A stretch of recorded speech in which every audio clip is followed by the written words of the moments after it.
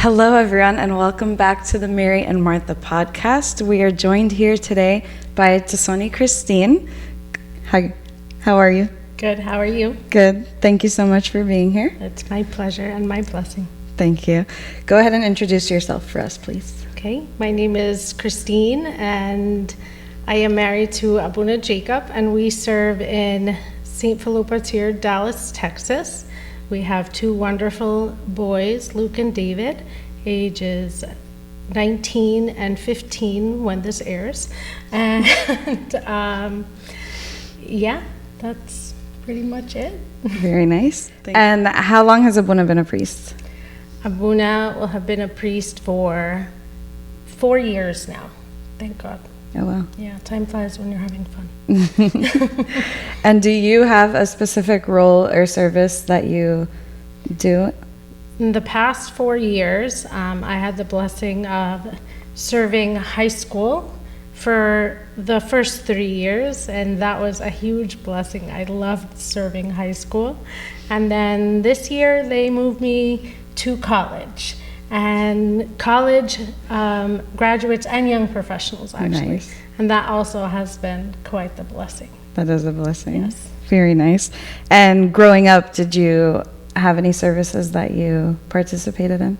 Yes, growing up as in like before the priesthood. Sure. Yes, so I grew up in St. Mary, East Brunswick, New Jersey.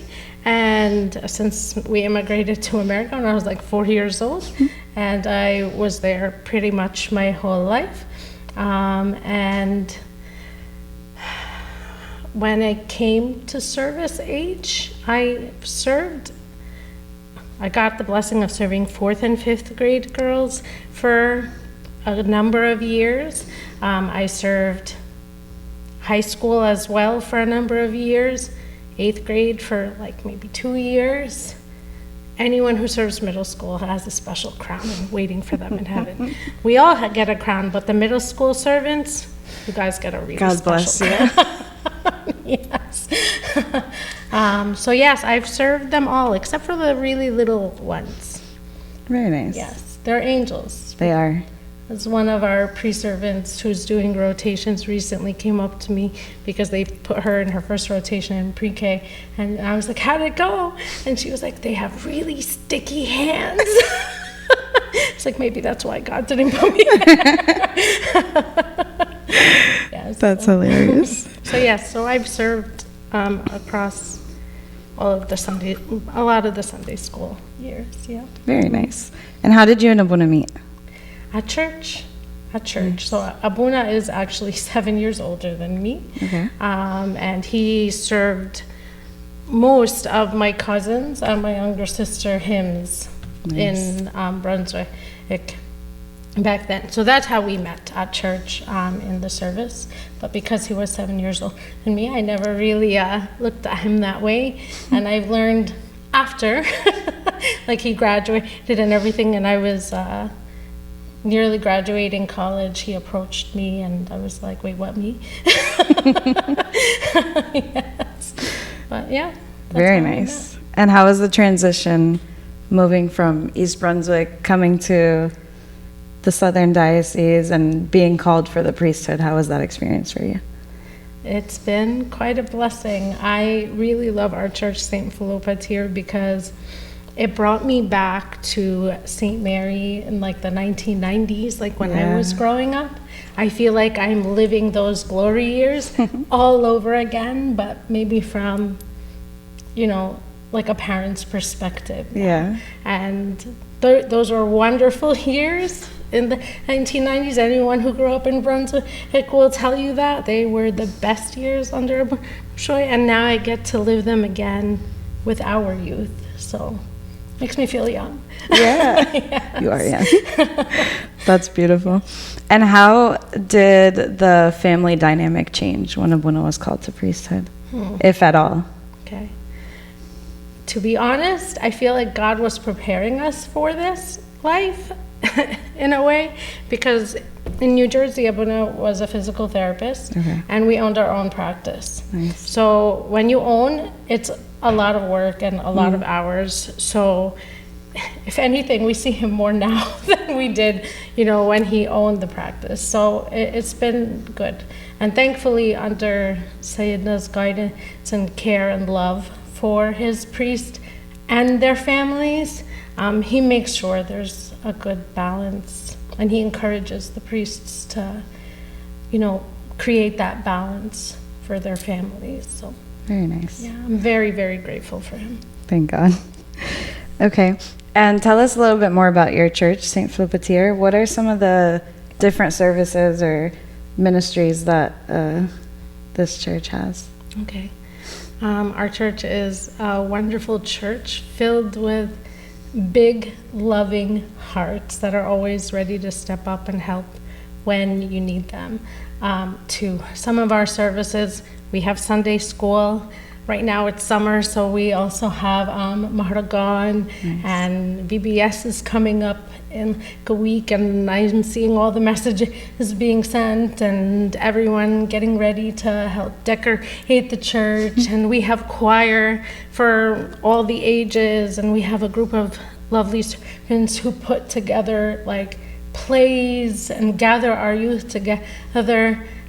Both Arabic and English, put on full cinematic productions that are really mind-blowing and uplifting and beautiful. The effort and the love poured into it. There's really not a group, the kitchen group that feeds the congregation every Sunday. The deacons, and the hymn teachers or servants who come and, pour into our kids. That's another wonderful service that we have as well. And then we have both the college grad and young professionals that we meet on Friday nights, and the high school youth group also meets on Friday nights. What else do we have? Oh, the Arabic youth group that meets on Monday nights. There's a service for everybody. That's amazing. Yeah, I'm very, very grateful. That's great. For everyone. With lots of services come lots of servants. Yes. So there's always a place to serve. Yeah, and God provides. I love that. For sure. Very nice. Okay, so the patron saint of your church is St. Philopateer. Yes. What is one characteristic that we can take from him as a young youth in this world that we can take and kind of try to follow? Okay. As all the saints, and St. Philopateer being one of them, what I admire the most about him is how unwavering he was in the face of trouble. But I have to say, if it's one thing that I truly love about St. Philopateer, is it's his love for the girls. And what I mean by that is, if we look back to his relationship with like Tamab Irimi, and how he cares so much for his nuns and for his girls, and he's done a miracle with me, to be honest, in this church for his girls, and I'll share it with you. My first year serving the high school at St. Philopateer, I hadn't served high school in like 10 years. I came from serving 4th and 5th grade girls.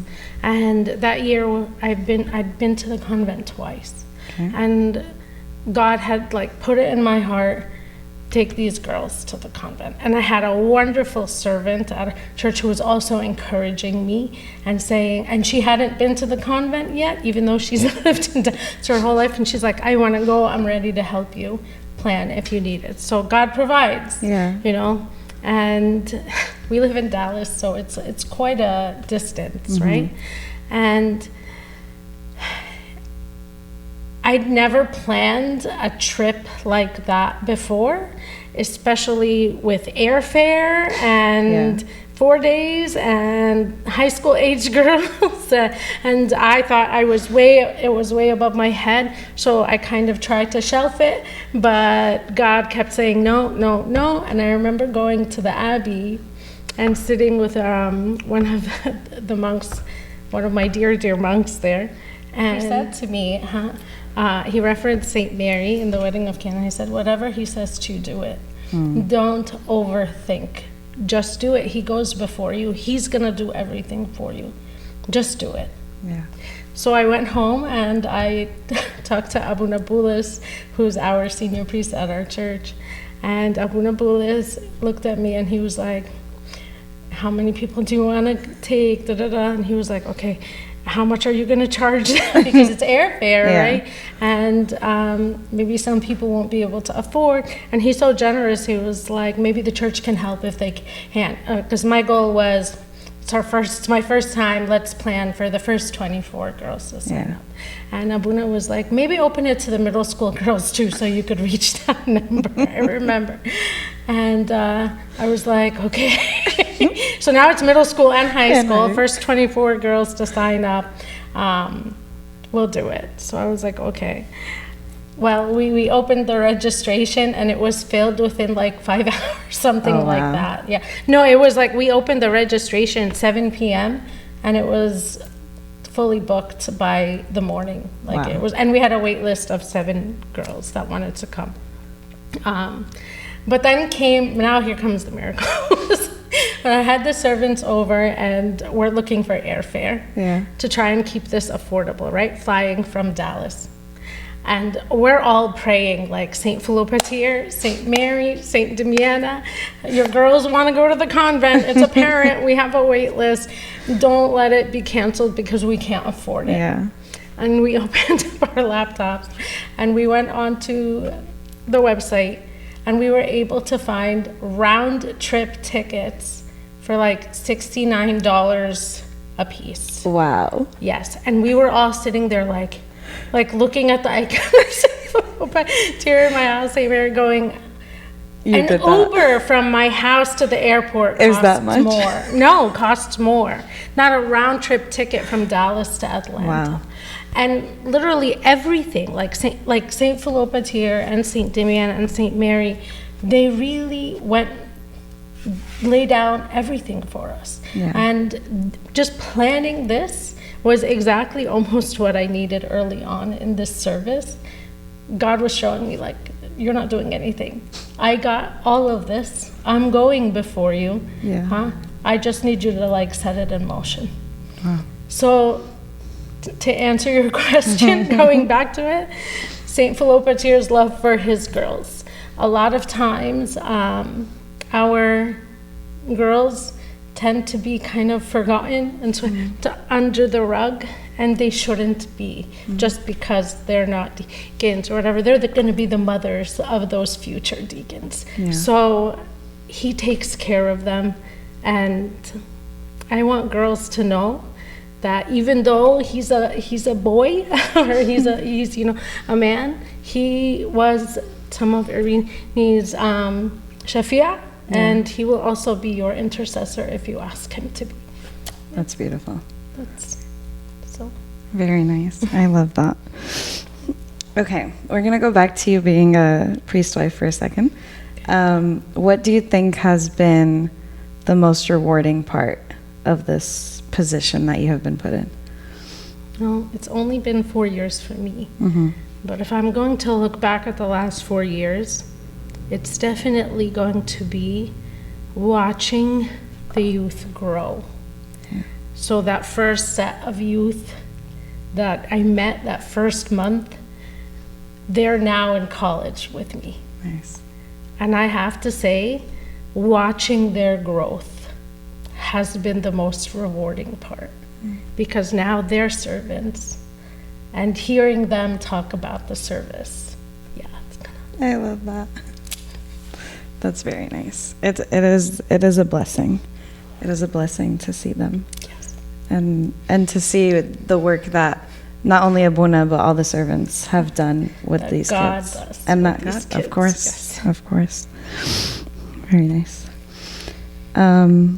What is one thing that you maybe learned or heard or even observed from another Tasoni or another woman in service that you have held on this journey of your husband becoming a priest?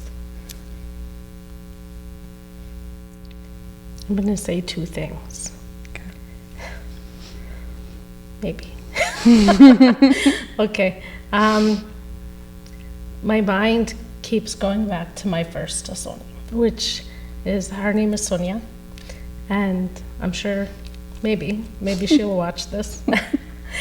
But growing up and watching her stand by Abuna Shoi's side, literally in everything. She was unwavering. There's really, there aren't words watching her. And just my mind goes back to her sometimes when I'm feeling like I'm in a moment of weakness or something. My mind goes to her. It's like, what would Jesus do? It's what would Sonia do? Yes. And as you could tell, I'm a very emotional person. And before we left, I had asked her, I'm like, how do you keep your emotions in check? And she said to me, immediately think of something silly. Immediately think of something silly. And I remember that, and that honestly, I've utilized that more. Does it work? Yes, it does. It works. Does. But yeah, definitely Sonia would be the one. She would drive Abuna everywhere. She did everything with him. So, and it was beautiful to watch. Yeah. I'm sure she's proud of what you've done with Abuna as well. I just hope she's praying for me. Pray for me, son. Okay, and then final question is, if someone came to you and told you that their husband had been called to the priesthood, what is one piece of advice you would like to leave with them? I would give them a really big hug and hold them, because I know how overwhelming that call can be, because we all know how unworthy we are. But God doesn't make mistakes. Yeah. And if God wants it, who are we to say no to it? And He's going to do the work. And how lucky we are to be partners in that work. That's what I would say. And I wouldn't let go of that person. Yes, I would hold on. That's beautiful. Yes. Thank you. You're welcome. All right. Well, thank you for joining us today. My pleasure. I learned a lot. I really appreciate You're it. so sweet. Thank you. Thank you.